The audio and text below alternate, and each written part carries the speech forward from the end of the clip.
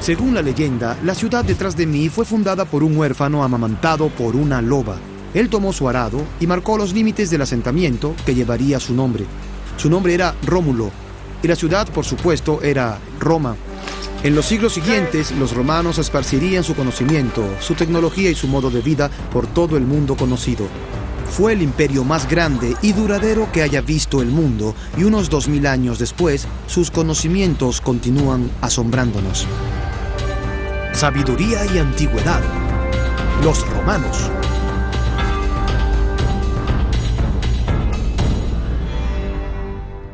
En el año 753 a.C., Roma se erigió de las marismas del río Tíber.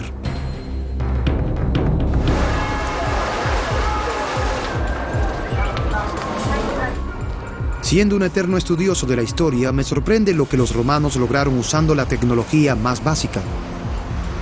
La palabra colosal ni siquiera se acerca.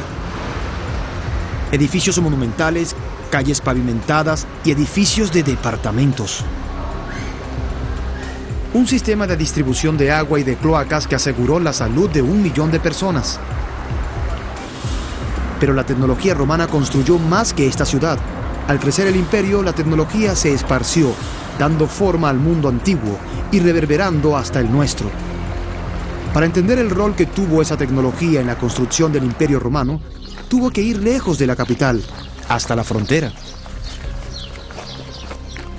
Roma era el corazón de un imperio que se extendía desde Escocia hasta Siria.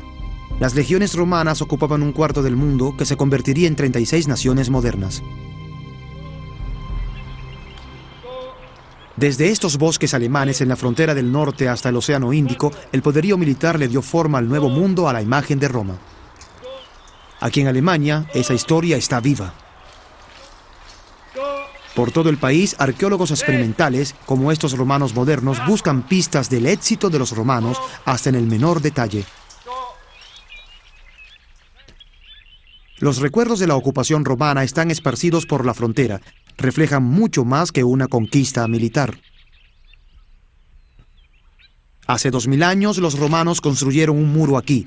Y esta reconstrucción moderna puede darnos una idea del poder de los romanos. No era solo una barrera física, era también el borde de una idea. Cuando los soldados romanos vigilaban desde aquí, observaban una tierra de pantanos vírgenes y bosques. Tras ellos, por otra parte, estaba el mundo romano. Las legiones marchaban por la gloria de Roma y todo lo que eso significaba. Pueblos, ciudades, caminos y senderos. Organizados y bien entrenados, los legionarios tallaron las costumbres romanas en las colonias, aplastando a todos los opositores. El éxito militar romano dependía mucho de la tecnología de otros. Luego de siglos de guerra, los romanos sabían lo que funcionaba. Mucho de su equipo militar se basaba en diseños adaptados de sus enemigos. Su espada o gladius fue originalmente española. Sus escudos eran samnitas. Su armadura se derivaba de un diseño celta. El casco era etrusco, con una excepción. El pilum era originalmente romano. Lo que lo hacía tan especial era la punta. Con forma de arpón, estaba diseñada para penetrar y era imposible sacarla. Los soldados romanos estaban bien entrenados para el combate cercano después de un ataque de pilum. Pero la adaptabilidad le dio a las legiones otra ventaja en la batalla. Este es el escorpio. Fue un invento originado en Grecia, pero las innovaciones romanas lo hicieron un arma muy efectiva. Una soga bien apretada almacena la energía.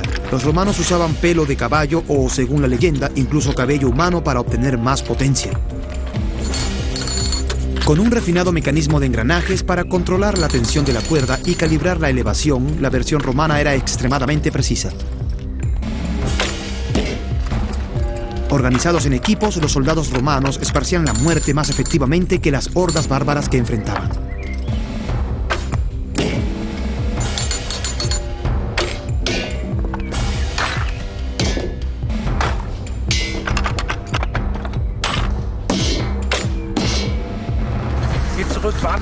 Usando estas tecnologías adoptadas, combinadas con una férrea disciplina y un método sistemático, las legiones romanas ampliaron las fronteras del imperio.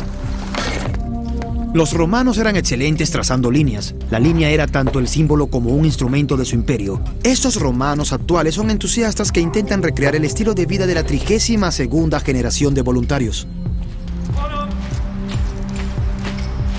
Y la razón por la que están aquí es que esto es el Salvo, un antiguo fuerte en el borde del mundo romano. Aquí estuvo una de las líneas más importantes hechas por los romanos. Los romanos usaron ríos y costas para marcar la línea entre su mundo y el mundo no conquistado. Pero en el centro de Alemania, las tribus locales se resistían ferozmente al gobierno romano. Así que los romanos construyeron una frontera que atravesaba 560 kilómetros de bosques y colinas, una muestra realmente notable de ingeniería antigua. Esto sería más difícil vistiendo armadura. Sin embargo, acabo de escalar uno de los monumentos históricos más asombrosos de Europa. Este es el Limes, el muro limítrofe que marcaba el borde del Imperio Romano. Y aunque hoy parezca un gran montículo de tierra, de hecho es uno de los monumentos más asombrosos de la destreza en ingeniería y construcción de los romanos. Hay un tramo del muro que se extiende por 104 kilómetros con una desviación de solo unos 75 centímetros. Para usted y para mí es bastante difícil cortar un rollo de papel para regalo y mantenerlo derecho, pero los romanos podían construir todo un muro por muchos kilómetros y mantenerlo tan derecho como una flecha. La pregunta es, ¿cómo lo hacían? Los agrimensores romanos usaban un instrumento tomado de los griegos, el groma. Un brazo giratorio apoyado de una cruz de madera. De sus 4 puntas colgaban 2 pares de plomadas. El agrimensor miraba a través de un par para proyectar una línea recta. Los asistentes colocaban marcadores. Mirar a través de las otras establecía un ángulo recto que los romanos usaban para planear sus ciudades. Esta fue una inspirada aplicación de un principio básico, pues aunque las herramientas han cambiado, el concepto de mirar a lo largo de varios puntos para crear una línea recta aún es la idea básica tras la agrimensura moderna. Una vez establecida la línea, destacamentos especiales de ingenieros comenzaban a construir el Limes. En alerta constante por los bárbaros, limpiaban el bosque y construían fortificaciones. Cada 730 metros construían una torre como esta para comunicarse rápidamente en caso de un ataque. Finalmente hubo más de 1000.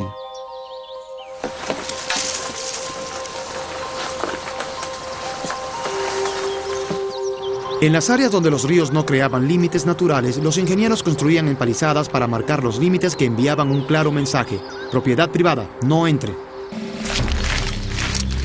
Y para enfatizar el punto, construían fuertes cada 6 kilómetros, 200 en total, como este de Saalburg en las montañas de Taunus, cerca de Frankfurt, Alemania. Los agrimensores romanos buscaban la ruta más directa entre 2 puntos. Siguiendo esa regla construyeron algunas de las conexiones más rápidas de la historia antigua. Los romanos construyeron una vasta red de caminos. Muchos eran muy sólidos, extendiéndose desde las fronteras más remotas hasta Roma. Los caminos eran las venas y arterias que alimentaban el corazón del creciente imperio. Una mirada cercana a una sección de una de sus más legendarias técnicas de construcción basta para apreciar el reto. Los ingenieros romanos debían ser diestros y creativos. Cuando los ingenieros romanos construían un camino, lo hacían para perdurar. Esta es la Vía Apia, el más antiguo y famoso de los caminos romanos. Se extiende desde el corazón de la propia Roma hasta muy abajo en la península italiana, una distancia de más de 640 kilómetros. Los ingenieros romanos usaban piedras locales y utilizaban la forma de estas. Las unían tan hábilmente como un rompecabezas y, mientras más cercana la unían, menos agua entraría y más duraría el camino. La construcción de caminos se hacía sobre un lecho de tierra compactada con muros de retención y una zanja a cada lado. Una capa más pequeña de piedras con argamasa se colocaba encima, seguida por una capa de relleno duro, probablemente grava, y era acabado con una superficie de losa. Y aquí pueden ver cuánto tráfico soportaba este camino, en estos surcos que fueron tallados en la piedra por miles de vagones que pasaron por aquí en el transcurso de muchos siglos. Esta era una de las arterias del imperio. Transportaba bienes, ideas y, no menos importante, ejércitos. Construyendo mientras avanzaban, las legiones romanas forjaron los eslabones que mantenían unido al imperio. Las más grandes estructuras de Roma eran replicadas cada vez que prevalecían los romanos. Aquí en Roma es fácil ver cómo y por qué. Su éxito descansaba en otra tecnología adoptada, el arco y su derivado, la bóveda. Sin ellos, uno de los más grandes edificios habría sido imposible de construir.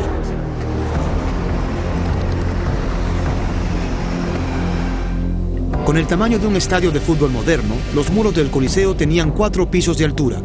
De haber sido sólidos, los muros habrían colapsado bajo el peso del enorme número de ladrillos necesarios para construirlos. Al usar el arco, los constructores romanos usaron una invención griega para distribuir el peso. Por esto es el arco tan efectivo. Desde donde comienza el arco, en los llamados puentes, piedras con forma de cuña llamadas dovelas son mantenidas en su lugar por una piedra central llamada piedra angular. Desde aquí el peso se dirige en forma pareja hasta los pilares.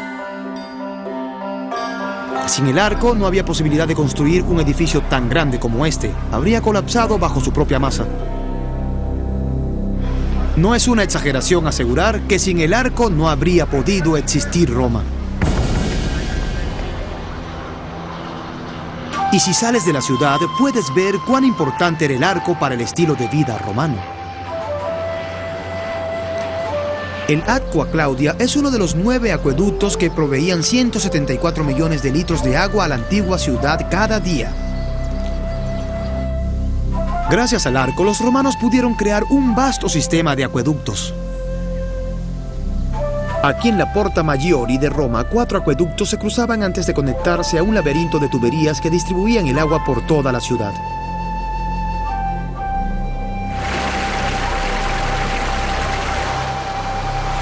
Aquí terminaba el acueducto, pero en el tiempo de los romanos había fuentes similares por toda la ciudad, y el que hubiese tantas se debía a que eran absolutamente vitales para el funcionamiento de la ciudad.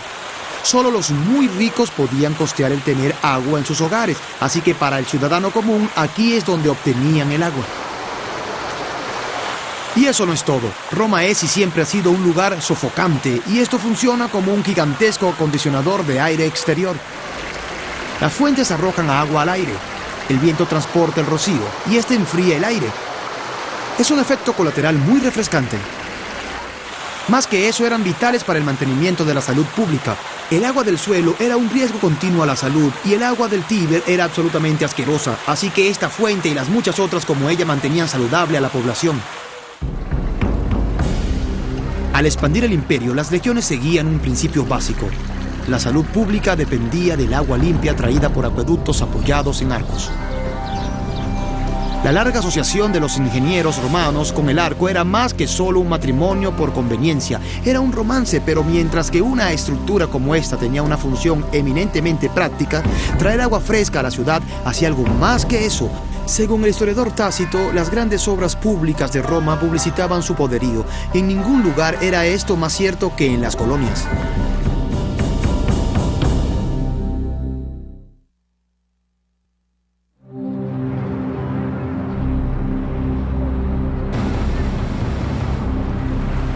La escena detrás de mí comienza con los romanos. El río es el Rin y la ciudad es Colonia, un nombre derivado de la palabra latina colonia que significa ciudad. La ciudad que fue fundada aquí por orden del emperador. Después de la colonización, la construcción de la ciudad era la siguiente tarea para las legiones, pues los soldados romanos eran más que guerreros. La mayoría había aprendido un oficio antes de unirse a las legiones. Por todo el imperio, los soldados eran los ingenieros y constructores. Luego de 2000 años de construir y reconstruir, solo quedan sutiles recordatorios en Colonia de su historia romana. Igual que hoy, había aceras, plazas y fuentes que hacían de la ciudad un hogar lejos de Roma para los colonos. Finalmente, 50.000 llamarían hogar a Colonia. La clave era el agua, pero no cualquier agua. Para obtener la calidad y la cantidad que requerían, construyeron el segundo acueducto más largo de la historia romana. Aún puede verse, si sabes dónde buscar. Cubrir este valle con puentes como este era demasiado costoso. Idearon una ingeniosa solución. Esta cosa es una maravilla absoluta. Normalmente cuando pensamos en un acueducto romano, imaginamos los vastos puentes que colocaron a través de ríos y valles, pero de hecho fueron estructuras mucho más humildes como esta las que realmente hacían el trabajo pesado.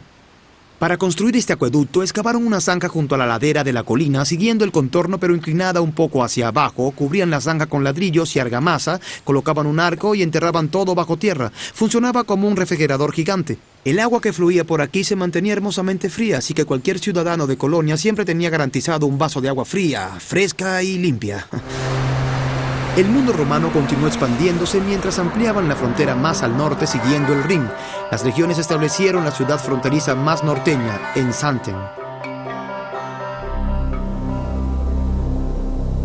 En el parque arqueológico que se encuentra hoy aquí, científicos y aficionados de la historia romana mantienen vivo el legado.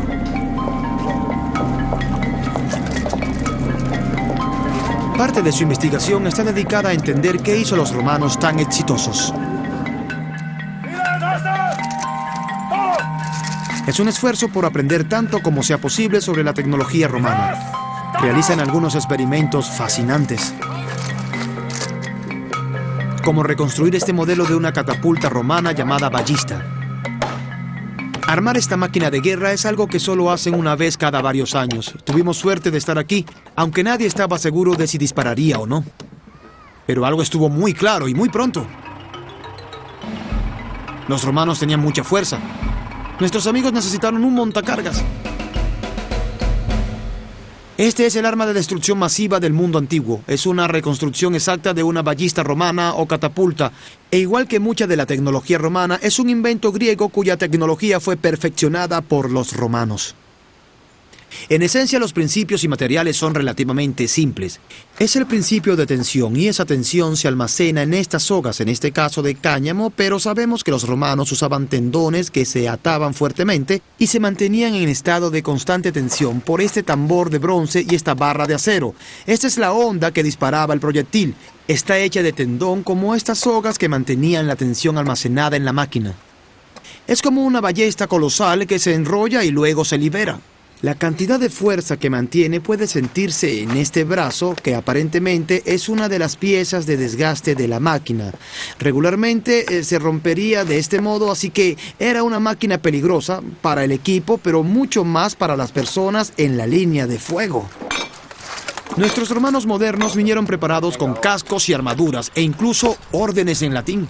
Ballistari ad ballistam. Lo que haremos ahora será disparar una catapulta romana. Ansas aperite. Ahora están creando la tensión. Tienen muchísima fuerza en esta cosa. Están creando una enorme cantidad de presión girándola aquí atrás. Intendite.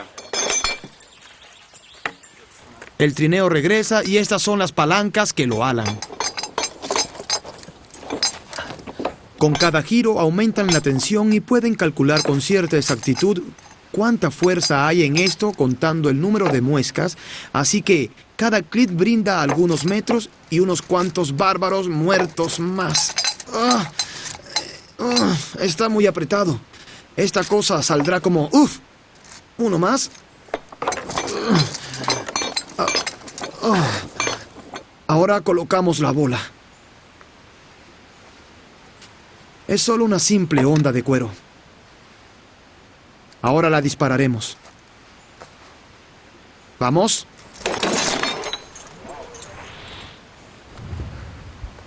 Es absolutamente increíble. Si estuvieses atacando a los romanos, de hecho habrías visto el equivalente del antiguo B-52. Tendite. Et jactum. Esta es la versión romana de una bala de cañón. Pesa unos 3,5 kilogramos y esta máquina puede lanzar esta bola a unos 400 metros. Ningún ejército europeo habría tenido algo tan destructivo como esto hasta la edad de los cañones y la pólvora. Pero créanlo o no, este es un ejemplo relativamente pequeño. Sabemos que cuando los romanos tomaron Jerusalén, disparaban balas que pesaban hasta 14 kilogramos hacia la ciudad. Pero en parte lo que la hacía tan efectiva y mortal como arma era su impacto psicológico. Cuando esta cosa aterrizaba, al estar hecha de piedra caliza, se destrozaba, enviando una nube de metralla hacia los defensores de la ciudad. Era un arma de impacto y asombro.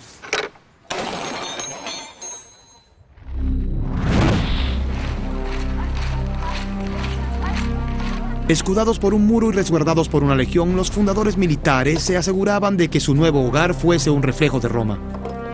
Caminé a través del parque hasta un lugar donde la influencia de Roma en los planificadores de la ciudad dejó su marca claramente. El edificio detrás de mí puede parecer un enorme invernadero, pero de hecho es una réplica exacta construida a escala real del trozo de un baño romano.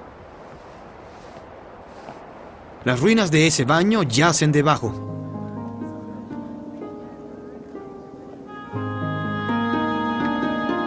Los baños públicos estaban en el corazón del estilo de vida romano, y este baño aquí en las colonias está diseñado igual que los grandes baños en Roma. El bañarse consistía en una rutina específica realizada en varias zonas de temperatura que iban desde el frío hasta unos calientes 49 grados Celsius. Todo se hacía con un innovador sistema de calefacción llamado hipocausto. Me reuní con el Dr. Norbert Zilling, director de la excavación en el Parque Santen, para aprender más sobre el sistema de calefacción romano. Hola. ¿Qué vas a mostrarme? Quiero mostrarte nuestro baño. Este salón es un hipocausto completo, en tiempos romanos, claro. Y lo que ves aquí es solo una reconstrucción. Así que esto es solo parte de un viejo hipocausto que originalmente habría ocupado un salón completo, ¿cierto? Sí, así es. ¿Se trata de uno grande o de uno pequeño? Este es uno grande. Es uno grande. ¿Y este patrón de construcción es típico de un hipocausto? Sí, bastante. Puedes hallarlo en todas partes del mundo romano.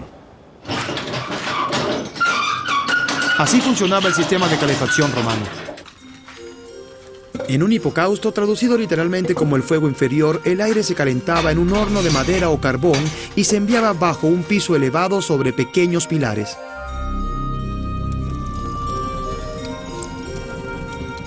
Tuberías de arcilla se construían en una o más paredes y al elevarse el aire caliente, el suelo y las paredes se calentaban. Se requería mucho tiempo para calentarlo, pero cuando estaba caliente... Seguía caliente. Seguía caliente. Así que lo que dices es que esto era un sistema térmicamente muy eficiente. Lo era, sí, así es. Visitar el parque arqueológico en Santen fue como regresar a tiempos romanos. Pero cuando se trata de comprender la historia, nada le gana a la experiencia directa. Santen ofreció una rara oportunidad gracias a un baño privado reconstruido. Sentía curiosidad de averiguar qué hacía tan especiales los baños romanos, y cuando la gerencia me ofreció calentar el baño de Santen, el arquitecto del parque, el Dr. Peter Kinzel, estuvo feliz de acompañarme.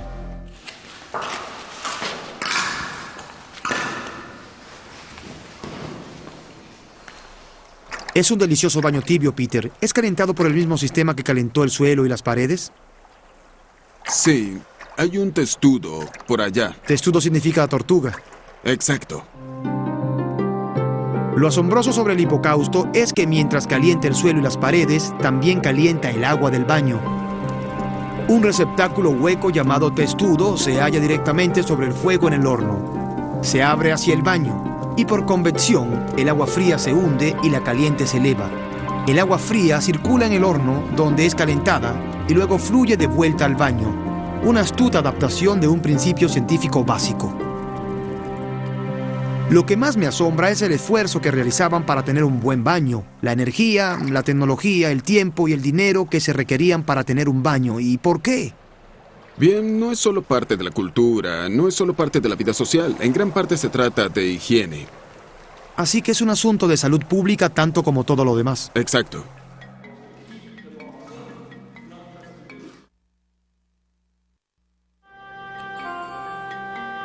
El ingenio romano creó más que baños y acueductos. Por todo el imperio, los ingenieros crearon la infraestructura para un estilo de vida. Una vida de salud y prosperidad desconocida en otras partes del mundo antiguo. Roma era el modelo de todos. Lo que se sirviese en la capital estaba también en el menú de las colonias. Aceitunas del norte de África o frutas tropicales, e incluso se halló arroz en un pozo cercano. Los romanos dependían de un vibrante comercio que llegaba hasta la India y China. Y el comercio traía innovaciones y transferencia tecnológica. El comercio romano se extendía desde China hasta las Islas Británicas, pero bien fuese por tierra o mar, todas las rutas llevaban a Roma. Roma estableció Austria como su puerto principal en el siglo VI a.C. A solo 32 kilómetros al oeste de Roma, en el río Tíber, Austria se convirtió en la primera colonia romana. En este gran centro de abastecimiento, la buena vida significaba buenos negocios. Para sus 50.000 habitantes, Austria tenía todas las comodidades de una ciudad romana, incluyendo lavanderos y avenidas alineadas con edificios de departamentos de varios pisos, así como un sistema de cloacas y otra conveniencia romana, las letrinas públicas. Debieron estar un poco abarrotadas. En los minimercados de Austria todo cambiaba de manos, desde la comida, los bienes cotidianos hasta artículos de lujo. La sola tecnología no te hará rico. Para eso necesitas organización, y podemos ver aquí cuán formidables organizadores fueron los romanos. Esta plaza se conoce como la Plaza de las Corporaciones, llamada así porque cada uno de estos nichos pertenecía a un grupo de mercaderes que funcionaban exactamente como una corporación moderna o una línea de embarque especializadas en rutas y artículos particulares desde partes específicas del mundo romano. Este nicho pertenecía a los comerciantes de Cartago que traían trigo del norte de África. Hay otros para los mercaderes franceses que traían lana, otros para los árabes que traían dátiles y otros lujos orientales, productos y mercaderes de todo el mundo mediterráneo. En almacenes como estos se marcaban y almacenaban los bienes. Los artículos perecederos se colocaban en contenedores como estos, excavados en el suelo para mantenerlos fríos. Tecnologías simples pero efectivas como estas trajeron riquezas a los hogares romanos, a un mundo con un creciente apetito por la buena vida. Y para satisfacer esa creciente demanda, los romanos comenzaron a pensar a gran escala. En Barbegal, cerca del actual Arles, en el sur de Francia, los romanos crearon uno de los primeros prototipos de la industrialización, una fábrica de harina movida por agua. Guiada no por una, sino por 16 ruedas de agua en 2 filas paralelas de 8, el agua caía de una rueda a la siguiente. Lo que la hacía aún más eficiente era una invención propia de los romanos, la rueda desbordante. Utilizaba el agua 8 veces más eficientemente que la rueda de agua tradicional.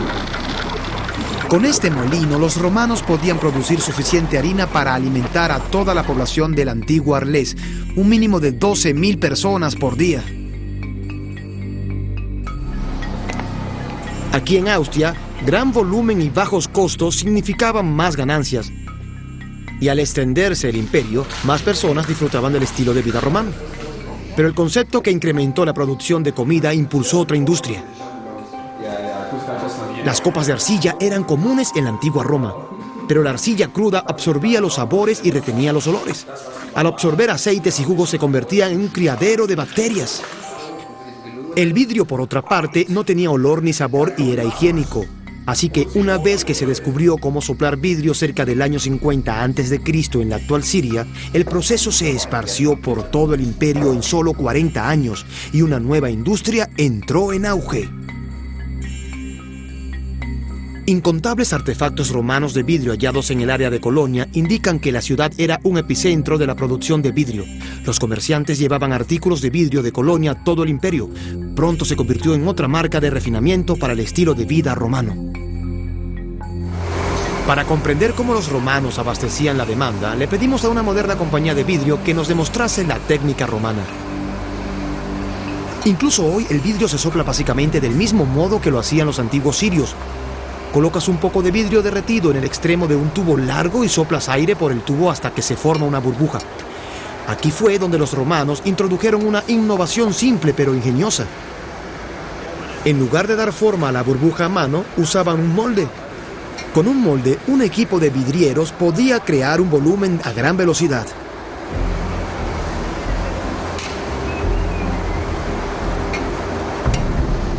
Aunque los moldes se hacen ahora de metal, el concepto de producción romano ha cambiado muy poco.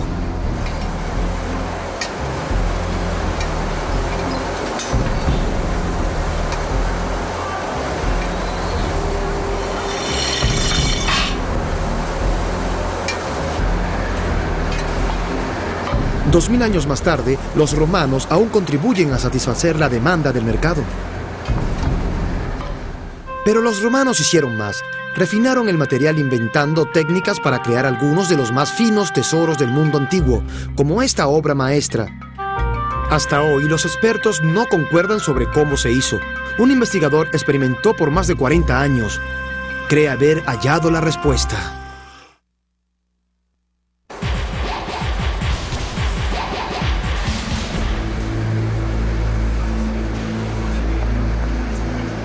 Con innovaciones como el uso del molde en la fabricación del vidrio, los romanos elevaron un simple oficio hasta la producción en masa industrializada mucho antes que Henry Ford.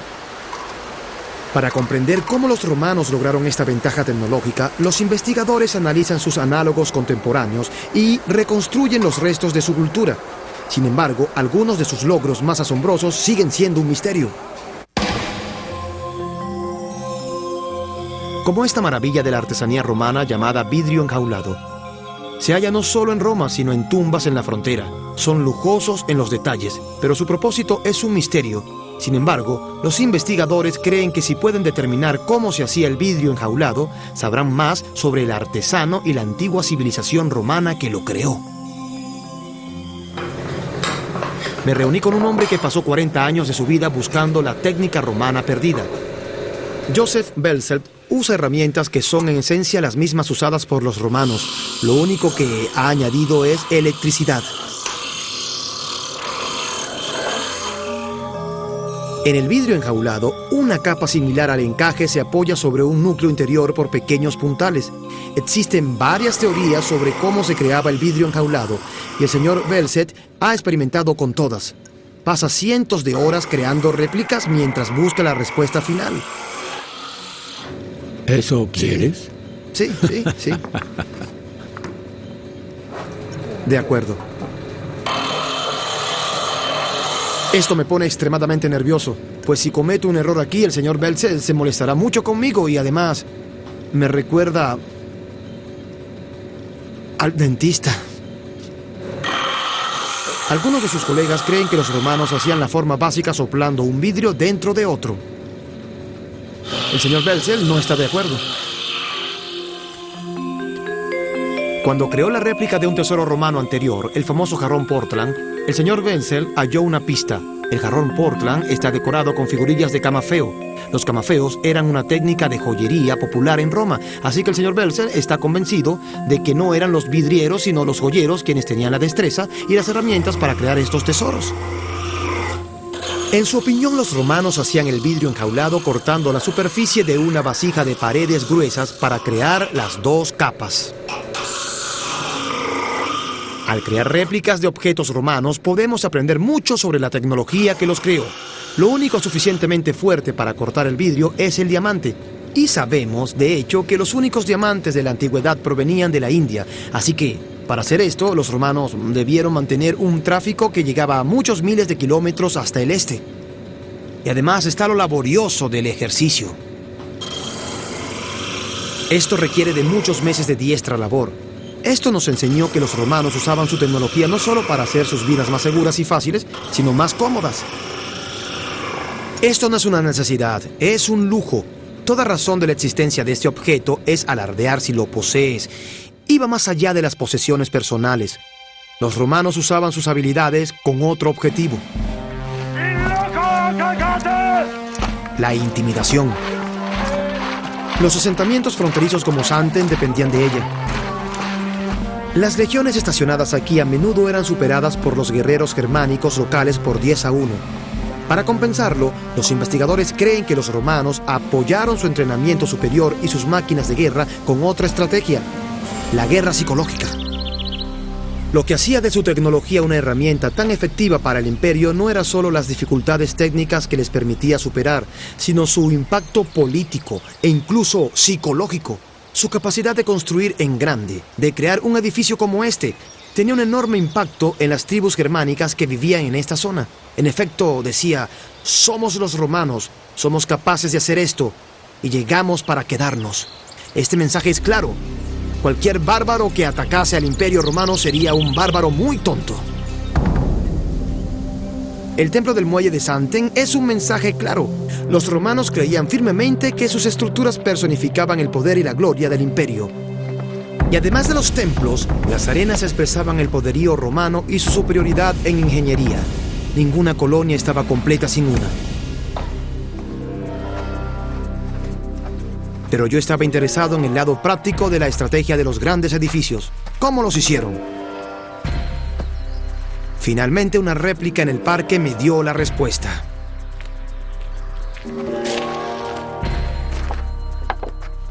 La grúa de tambor fue una herramienta esencial en la estrategia de construcción romana. Mediante un ingenioso sistema de poleas y malacates, esta notable máquina reducía la fuerza de elevación en cada etapa. Si se elevaban 1.800 kilogramos, las dos primeras poleas con 5 rodantes dividían la fuerza necesaria en un quinto. El tambor la dividía nuevamente por 5. Luego el malacate la reducía en un décimo. Así que 4 romanos, cada uno usando solo 1.8 kilogramos de fuerza, podían elevar fácilmente 1.800 kilogramos usando esta asombrosa máquina. Este es el ingenio que le dio al arquitecto romano tanta fuerza. Con esto podía pensar y construir en grande. Los constructores romanos eran también increíblemente adaptables. Construían lo necesario con lo que tenían. No siempre era tarea fácil. Los edificios romanos tenían muros sólidos pintados y techos de baldosas de cerámica. El modelo era Roma. En la frontera, los materiales de construcción tradicionales eran difíciles de conseguir y costosos de importar. Así que, para satisfacer las expectativas de los colonos de vivir al estilo romano, los constructores debían ser creativos. El arquitecto e investigador Peter Kinsel señaló algunas evidencias de cuán innovadores fueron los constructores romanos en Santen. Peter, ¿tan antiguo es este muro? Este muro fue probablemente construido en el siglo II de nuestra era. Lo que ves aquí es la base, y luego tenemos la superficie exterior. Oh, así que originalmente este muro estuvo cubierto totalmente con piedras como esta. Exacto. Tienes piedras como esta, fila por fila, y esto es solo un núcleo. ¿Por qué no simplemente construir el muro con piedras? Es demasiado costoso y toma demasiado tiempo. Lo que haces es construir una cara de piedras como esta y luego viertes dentro concreto romano llamado opus cementitium. Aquí, como en tantas construcciones romanas, el concreto era la clave. Lo usaron en todas partes y para todo. Tal vez lo que lo hace una de las más grandes invenciones romanas es la adaptabilidad de su receta. El primer y más importante ingrediente es la cal. Esto es piedra caliza. Esta piedra se quema en un horno y obtienes cal. Este polvo. Le agregas argamasa a la cal y obtienes esquisto de cal o masilla.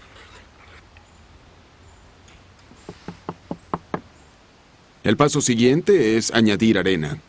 Si lo mezclas, obtienes una argamasa básica romana. ¿Es impermeable? No es impermeable. En Roma, los constructores descubrieron que usando puzzolana de un volcán cercano hacían impermeable el concreto. Así que, al no tener cenizas volcánicas, los constructores fronterizos tuvieron que cambiar la receta. Se les ocurrió una espléndida idea. Porque a menudo tenemos baldosas rotas. Cierto. Así que puedes derretir hierro y usarlo una segunda vez. Puedes derretir el vidrio y usarlo otra vez, pero no puedes reusar baldosas.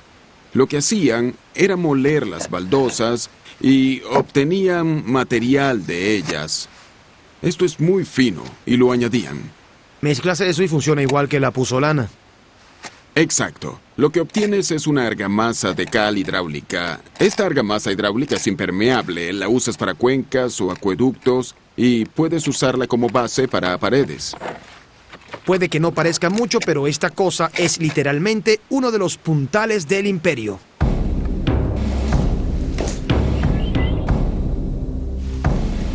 Escala, eficiencia, innovación y no lo olvidemos, impacto y asombro estaban en el corazón de la construcción del Imperio Romano. Y a pesar de que estas ideas se manifestaron a niveles impresionantes en las colonias, la ciudad de Roma era la medida de todo.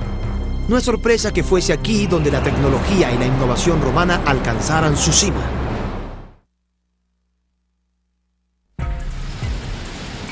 La sola tecnología no era suficiente para construir el Imperio Romano.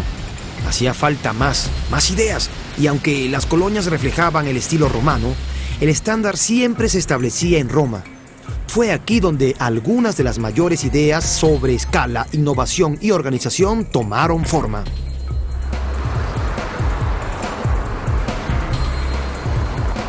El Coliseo es el mayor de los 186 anfiteatros romanos que conocemos y ciertamente es el más impresionante. Fue aquí donde la tecnología apoyó un lado más oscuro de la vida romana, en los juegos.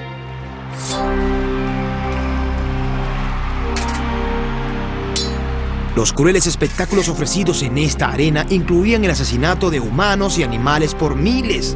Llámenlo relaciones públicas del imperio. En el Coliseo los romanos mostraban su poder. Tomaría años de paciente investigación para descubrir el ingenioso sistema que usaron los romanos para realizar sus festivales de impacto y asombro. Estamos aquí en el sótano, en el gran foso del sistema. El Dr. James Jürgen Bester siempre estuvo fascinado por el Coliseo y su sangrienta historia. Durante 8 años investigó los registros escritos y estudió pistas en las ruinas, tratando de comprender el rol que tuvo la tecnología en el horror que tuvo lugar aquí. Su búsqueda lo llevó al sótano del Coliseo y a algunos surcos intrigantes en los muros.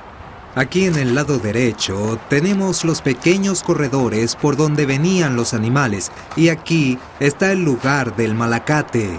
Cuando armó el rompecabezas surgió una asombrosa imagen. Los surcos eran el apoyo de un sistema de malacates usado para elevar osos, lobos, leones y leopardos al suelo de la arena. Se abrían las puertas y se convertían en rampas para que los animales atacaran y se unieran al espectáculo. Su ingenio pudo hallarse en cada detalle. Aquí hay una base para el malacate. Hermoso. Sí, el pilar iba aquí. El pilar descansaba Sí. aquí. ¿Cómo giraban? Con la base. El Dr. Bester explica que la base de cada malacate era redonda y también el fondo del pilar. Solo se tocaban en un punto tangente, haciendo más fácil girar el pilar y elevar el peso. Un punto. Así que giraba suave y hermosamente. Sí. Brillante, brillante. El Dr. Bester desarrolló complejos gráficos que revelan los secretos del sistema. Como un reloj, 8 trabajadores en 28 malacates, 256 personas en total, estaban sincronizados en un sistema que incluía poleas, palancas y sogas, y que elevaba 28 jaulas en intervalos de solo segundos, deslizando su mortal cargas desde el sótano para unirlo al horror que tenía lugar arriba. Aquí tenemos el siguiente resbaladero para el muro. Ya veo, sí. Para la jaula. Este es el resbaladero por Sí. donde habría subido la jaula. Sí, sí.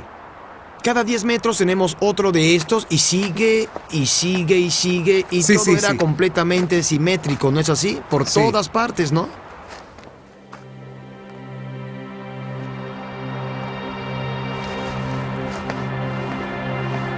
Nunca había estado en un edificio que despertara emociones tan mezcladas. Por una parte, es un lugar de asombro, de belleza colosal, pero también está el recuerdo de lo que ocurrió aquí, la sangre, los gritos, el temor y el dolor. Este sótano fue una especie de departamento de efectos especiales del mundo romano. Efectos especiales para una película de horror. La diferencia es que aquí, el horror era real.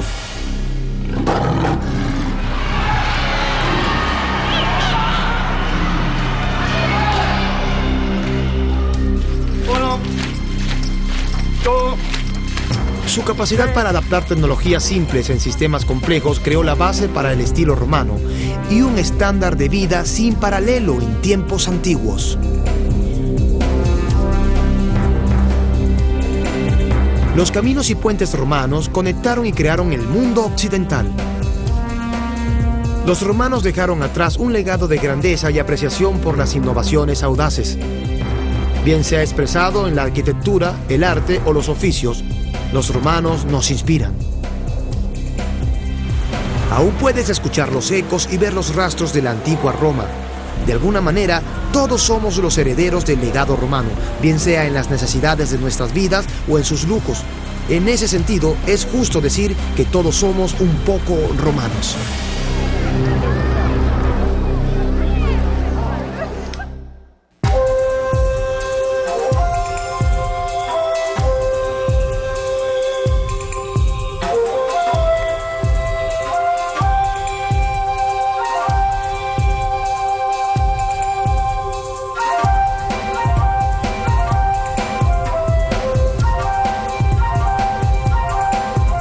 Doblado en N&N Studios, Caracas, Venezuela.